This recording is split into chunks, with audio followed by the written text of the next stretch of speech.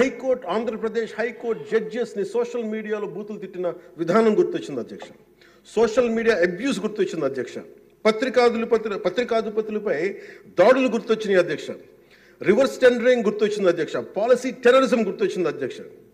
స్వయాన మీ మీద జరిగిన టార్చరు, దాడులు, ఇబ్బంది పెట్టిన విధానం గుర్తొచ్చింది అధ్యక్ష. మన అడవుల విధ్వంసం గుర్తొచ్చింది అధ్యక్ష.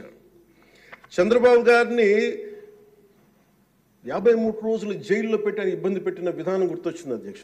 అమరావతి రైతుల్ని దారుణంగా రక్తాలు వచ్చేలా కొట్టి కేసులు పెట్టింది గుర్తొచ్చింది అధ్యక్ష. తిరుపతి కల్తీ లడ్డులు గుర్తొచ్చినాయి అధ్యక్ష. అబ్యూస్ ఆన్ విమెన్ గుర్తొచ్చింది అధ్యక్ష.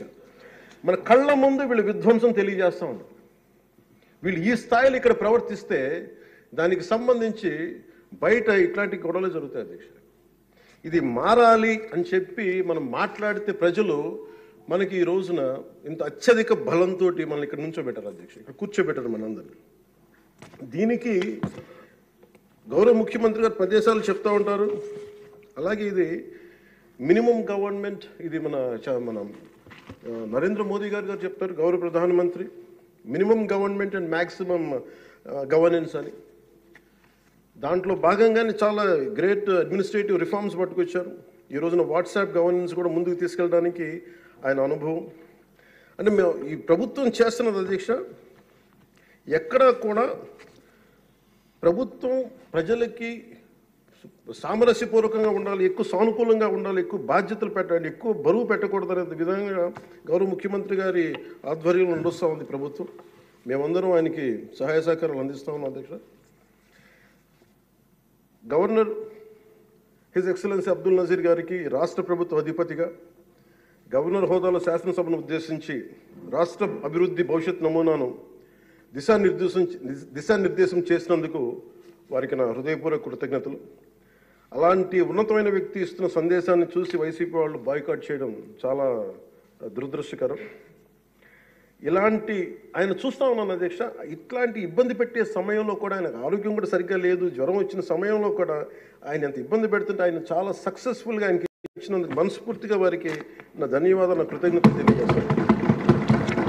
చట్టసభలు దేవాలయాలు లాంటివి రాజ్యాంగాన్ని పరిరక్షించేందుకు 5 కోట్ల ఆంధ్రప్రదేశ్ రాష్ట్ర ప్రజల భవిష్యత్తుని నిర్ణయించే వేదిక ఇది. అలాంటి సభను హుందాగా నడిపించాలని కూటమి ప్రభుత్వం అధికారులకు వచ్చిన రోజు నుంచి తరచుగా చెప్తూ గౌరవ ముఖ్యమంత్రి గారు పదే మా అందరికీ దిశానిర్దేశం చేస్తూ ఉంటారు. గతంలో కూడా మొదటి రోజు కూడా వారికి ఎట్లా రావాలి పెడితే లేదు మనం ఇబ్బంది పెట్టొద్దు, వాళ్ళకి 11 సీట్లు వచ్చినా కానీ పాపం వారికి ఇవ్వాల్సింది గౌరవం వాళ్ళకి ఇద్దామని చెప్పి ఏ రోజు కూడా ఇబ్బంది పెట్టి గబుక్కుని ఒక మాట అంటుంటే గౌరవ సభ్యులు కొంతమంది ఇక్కడి నుంచి అలా చెయ్యొద్దు, అలా మాట్లాడకండి అని అందరినీ చాలా సున్నితంగా మందలించారు ఆయన. ఇట్లాంటి ఉన్నప్పుడు వాళ్ళు ప్రవర్తించే విధానం చాలా బాధ అనిపించింది. మేమందరం 164 మంది సభ్యులు చాలా బాధ్యతగా వ్యవహరిస్తున్నాం అధ్యక్ష. భవిష్యత్తులో కూడా రాజ్యాంగ పరిరక్షణ, రాష్ట్ర ప్రజల సంక్షేమం, రాష్ట్ర సమగ్ర అభివృద్ధి జయంగా వ్యవహరిస్తామని సందర్భంగా గవర్నర్ గారికి శాసనసభ వేదికగా తెలియజేస్తాం.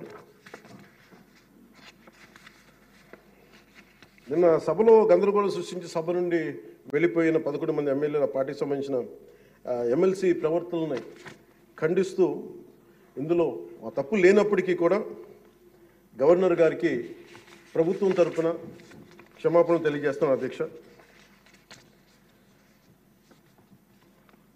గౌరవ శాసనసభ స్పీకర్ శ్రీ అయ్యన్న పాత్రుడి గారికి, సభలో ఆసీనులై ఉన్న గౌరవ ముఖ్యమంత్రి శ్రీ నారా చంద్రబాబు నాయుడు గారికి, మంత్రివర్యులకు, శాసనసభ్యులకు, శాసనమండలి సభ్యులకు, అలాగే సభ నుంచి వెళ్ళిపోయిన వైసీపీ సభ్యులకు కూడా నా హృదయపూర్వక నమస్కారం. అధ్యక్ష, మేము ఆర్థిక ఇబ్బందులు పడుతున్న రాజధాని ఇచ్చి కూడా రాజధాని నిర్మించుకోలేని రాష్ట్రంలో గత ప్రభుత్వం రాజధానిపై నిర్మాణం దృష్టి పెట్టకుండా 3 ముక్కలాట ఆడింది. అభివృద్ధి కుంటుపడింది, ఆర్థిక స్థిరత్వం కోల్పోయింది. ఈ కారణంగా పెట్టుబడులు మందగించాయి, అధికార దుర్వినియోగం, క్షీణించిన శాంతి భద్రతలు, మౌలిక సదుపాయాలు, కల్పన వైఫల్యం కారణంగా రాష్ట్రం తీవ్ర సంక్షోభంలోకి వెళ్ళిపోయింది. ఇలాంటి సమయంలో గౌరవ ముఖ్యమంత్రి శ్రీ నారా చంద్రబాబు గారి నాయకత్వంలో ఆయన ఈ సవాళ్ళను అధిగమిస్తూ ప్రభుత్వాన్ని స్థాపించాం. ఇప్పుడు ఆర్థిక, సామాజిక, సాంస్కృతిక, విద్య, ఆరోగ్య, పర్యాటక, పర్యావరణ మరియు మౌలిక సదుపాయాల అభివృద్ధి లక్ష్యంగా ప్రాంతాల వారి సమగ్రమైన అభివృద్ధి ప్రణాళికతో ముందుకు వెళ్తున్నాం. ఎన్నికల ముందు పరిస్థితులు చూసాం. సాంత్వన ఓదార్పు కావాల్సిన రాష్ట్రానికి ఈ రోజున వాళ్ళు బాధ్యత రాహిత్యం మనకి చూసాం. గత కొంతకాలంగా రాష్ట్రం ఆర్థిక సుస్థిరత కోల్పోయిన ధర్మిలా తిరిగి నారా చంద్రబాబు గారి నాయకత్వంలో పునర్జీవం వైపు అడుగులు వేస్తున్న కీలక సమయం అది. అదేవిధంగా ప్రభుత్వంలో పారదర్శకత, జవాబుదారీతనం తీసుకురావాలనే ఉద్దేశంతో పంచాయతీరాజ్ శాఖలో అవినీతికి ఎటువంటి తావు లేకుండా ఉద్యోగుల బదిలీల కార్యక్రమం చేపట్టడం జరిగింది అధ్యక్ష. గ్రామ పంచాయతీలో ఘనంగా జాతీయ వేడుకలు జరుపుకోవాలనే ఉద్దేశంతో స్వాతంత్ర గణతంత్ర దినోత్సవాల వేడుకలను ఖర్చులను పెంచి పంచాయతీలకు అందించడం జరిగింది. ప్రభుత్వం అధికారంలోకి వచ్చిన వెంటనే ఒకే రోజు 13,326 గ్రామ సభలు నిర్వహించి ప్రపంచ రికార్డు సాధించామన్న ఈరోజు తీసుకున్న నిర్ణయాలను చిత్తశుద్ధితో అమలు చేసేందుకు పల్లె పండుగ పేరుతో కార్యక్రమం రూపొందించి 3 నెలల కాలంలో సంక్రాంతి పండుగ నాటికి రాష్ట్ర వ్యాప్తంగా ప్రతి గ్రామంలో రోడ్లు నిర్మించే చర్యలు తీసుకున్నాం అధ్యక్ష. కేంద్ర ప్రభుత్వం గ్రామీణ అభివృద్ధి శాఖ ఆధ్వర్యంలో ప్రతిష్టాత్మకంగా నిర్వహించే మహాత్మా గాంధీ జాతీయ ఉపాధి హామీ పథకం ద్వారా విడుదలవుతున్న నిధులను పూర్తి స్థాయిలో సద్వినియోగం చేసుకుంటూ అభివృద్ధి కార్యక్రమాలకి వినియోగం చేస్తూ కేంద్ర ప్రభుత్వం చేత ప్రశంసలు అందుకుంటున్న విషయాన్ని సందర్భంగా మీకు తెలియజేస్తాం అధ్యక్ష. దాదాపు 4,500 కోట్ల వ్యయంతో 30,000 అభివృద్ధి కార్యక్రమాలను ప్రారంభించి రాష్ట్ర వ్యాప్తంగా 4,300 కిలోమీటర్ల సీసీ రోడ్లు నిర్మాణం చేపట్టడం జరిగింది అధ్యక్ష. గత ప్రభుత్వం 5 ఏళ్ల హయాంలో 1,800 కిలోమీటర్ల సీసీ రోడ్లు నిర్మాణం చేస్తే కేవలం 6 నెలల కాలంలో గౌరవ ముఖ్యమంత్రి శ్రీ నారా చంద్రబాబు గారి నాయకత్వంలో కూటమి ప్రభుత్వం 4,300 కిలోమీటర్ల నిర్మాణం చేపట్టింది.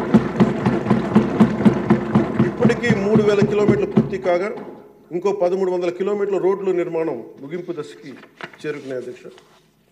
ఇవే కాకుండా పాడి రైతుల ఆదాయాన్ని పెంచేలా పాడి పశువులకి రక్షణ కల్పించే ఉద్దేశంతో రాష్ట్ర వ్యాప్తంగా 22,500 గోకులాలని నిర్మాణం చేపట్టడం జరిగింది అధ్యక్ష. గత ప్రభుత్వం 5 ఏళ్ల కాలంలో కేవలం 268 మినీ గోకులాలు మాత్రమే నిర్మించింది అధ్యక్ష. వాళ్ళు 5 సంవత్సరాల కాలంలో వాళ్ళు నిర్మించింది 268 మినీ గోకులాలు అధ్యక్ష. ఎన్డీఏ ప్రభుత్వం నారా చంద్రబాబు గారి నాయకత్వం వచ్చింది 22,500 గోకులాలు మేము నిర్మాణం చేపట్టడం జరిగింది. అలాగే పంచాయతీరాజ్ శాఖ నుంచి ప్రత్యేకించి గత ప్రభుత్వం ప్రతి శాఖలో కూడా అవినీతిని నిధుల మళ్లింపు, దుబారా ఖర్చులు, నిర్లక్ష్య ధోరణి, భవిష్యత్ అవసరాలపై దృష్టి పెట్టకపోవడం వంటి కారణాలతో రాష్ట్ర భవిష్యత్తు వెనక్కి వెళ్ళింది అధ్యక్ష. దాని మీద గవర్నర్ గారి ప్రసంగం గ్రామీణాభివృద్ధి ప్రాముఖ్యత గురించి చాలా బలంగా నొక్కి చెప్పారు. రాష్ట్ర అభివృద్ధి గ్రామాలే బలమైన పునాదికి ఈ ప్రభుత్వం నమ్మి ఆచరించి చూపిస్తుంది. గ్రామ సభల నిర్వహణ, ఉపాధి హామీ పనులు, గ్రామీణ మౌలిక వనరుల అభివృద్ధి, తాగునీటి సరఫరా, పారిశుద్ధ్య సౌకర్యాల ఒక ఉద్యమంగా పల్లి పండుగను ముందుకు తీసుకెళ్తున్నాం అధ్యక్ష. ఈ ప్రయత్నాల ద్వారా విజన్ 2047కి అనుగుణంగా మన రాష్ట్రంలోనే దేశంలోనే నెంబర్ 1 లక్ష్యంగా నిలబెట్టాలని మనస్ఫూర్తిగా మేమందరం కృషి చేస్తున్నాం అధ్యక్ష. అదేవిధంగా రాష్ట్రంలో ప్రతి ఇంటికి స్వచ్ఛమైన తాగునీరు అందించేందుకు ప్రతి ఇంటికి పంప్ కనెక్షన్, నీటి కనెక్షన్ ఇవ్వాలనే ఉద్దేశంతో కేంద్ర జలశక్తి సహకారంతో ఆధ్వర్యంలో చేపట్టిన జల్ జీవన్ మిషన్ గత ప్రభుత్వం నిర్వీర్యం చేశారు. దాన్ని ఎక్కడ పైప్ లైన్లు వేస్తున్నాం, ఎందుకు వేస్తున్నాం కూడా తెలియకుండా నీటి వనరులు లేని చోట పైప్ లైన్లు వేశారు. అలా నిధులను చాలా దుర్వినియోగం జరిగింది. ఇప్పుడు దాన్ని ముందుకు తీసుకెళ్తున్నాం అధ్యక్ష. అలాగే మేము వచ్చినప్పుడు ఎన్నికల సమయంలో కుల గణన మాత్రమే కాదు, యువతలో నైపుణ్య గణన జరగాలని మేమందరం కోరుకున్నాం అధ్యక్ష, గౌరవ ముఖ్యమంత్రి గారి ఆధ్వర్యంలో. దాని ప్రకారమే విద్యాశాఖ మంత్రి, హెచ్ఆర్డి మినిస్టర్ శ్రీ గౌరవ మంత్రివర్యులు శ్రీ నారా లోకేష్ గారి ఆధ్వర్యంలో ఈ రోజున ఇక్కడ మనకి మంగళగిరిలో దాన్ని పైలట్ ప్రాజెక్టుగా ఈ స్కిల్ డెవలప్మెంట్కి సంబంధించిన సెన్సస్ జరుగుతూ ఉంది అధ్యక్ష. మనస్ఫూర్తిగా వారికి నా ధన్యవాదాలు కృతజ్ఞతలు తెలియజేస్తాను అధ్యక్ష. అలాగే ఆయన నాయకత్వంలో వీసీల నియామకం 10 మెరిట్ ఓరియంటెడ్, బీసీలని కాదు అన్ని కులాలకి న్యాయం జరిగేలాగా దాదాపు 10 మంది మెరిట్ ఓరియంటెడ్ వీసీలు నియమించినందుకు మనస్ఫూర్తిగా వారికి నా అభినందనలు తెలియజేస్తాను అధ్యక్ష.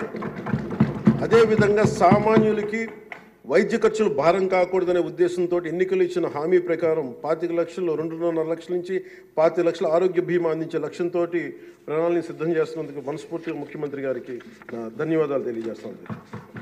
ఇందులో భాగంగా గత ప్రభుత్వం 1000 రూపాయలు పెన్షన్ పెంచడానికి 5 ఏళ్ల సమయం తీసుకుంటే కూటమి ప్రభుత్వం అధికారంలో వచ్చిన నెల రోజుల్లోనే గౌరవ ముఖ్యమంత్రి శ్రీ నారా చంద్రబాబు నాయుడు గారి నాయకత్వంలో 1000 రూపాయలు పెన్షన్ పెంచి ప్రభుత్వ యంత్రాంగంలోనే 1వ తేదీనే పెన్షన్ పంపిణీ కార్యక్రమాన్ని చాలా దిగ్విజయంగా పూర్తి చేయగలుగుతుంది. అలాగే ఆడబిడ్డలకు ఇచ్చిన మాట నిలబెట్టుకుంటూ సంవత్సరానికి 3 ఉచిత గ్యాస్ సిలిండర్లని అందజేస్తాం అధ్యక్ష. అలాగే భారత సంస్కృతి మూలం వసుదైక కుటుంబం. ప్రకృతితో మనుషులతో పాటు సకల చరాచర జీవజాలం చెట్లు పరిరక్షించుకోవాలనే లక్ష్యంతో అటవీ పర్యావరణ శాఖ దృఢ సంకల్పంతో పనిచేస్తున్న అధ్యక్ష.